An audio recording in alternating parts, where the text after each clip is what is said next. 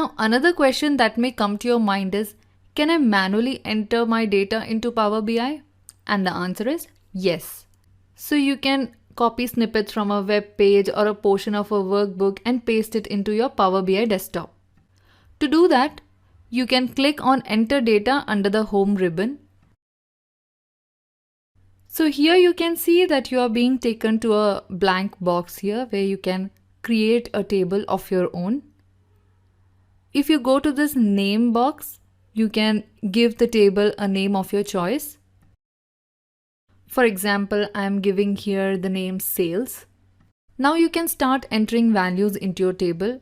So you can rename the column header by double clicking on it. So I'm giving it the name product. And if you click on this asterisk, you can add more columns to the table. So I'll add the column price over here and add products like item 1 with price 2000, then item 2 and price be 2500. Similarly, item 3. So you can see that if you click on the asterisk over here, you can add a new row. And if you click this, you can add a new column. Now, once you have copied or entered the data that you want, you can select Edit to open the query editor. We'll look into how to use a query editor later in this course.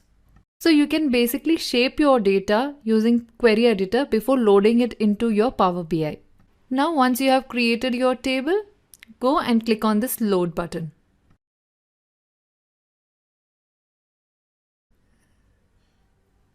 So you can see that Power BI is loading our table and it's done, and you can see that data over here.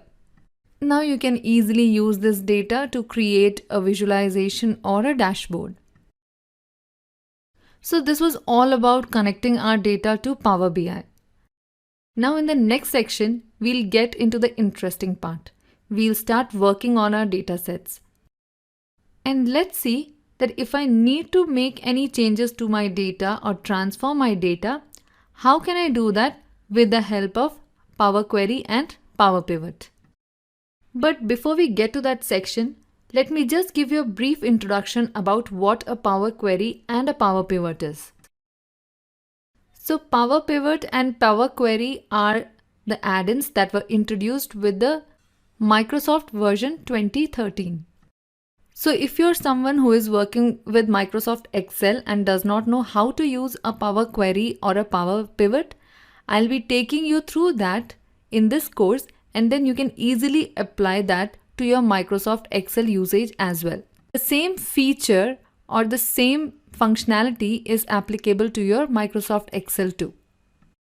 So in this section, you learned how to connect your data from different sources to Power BI.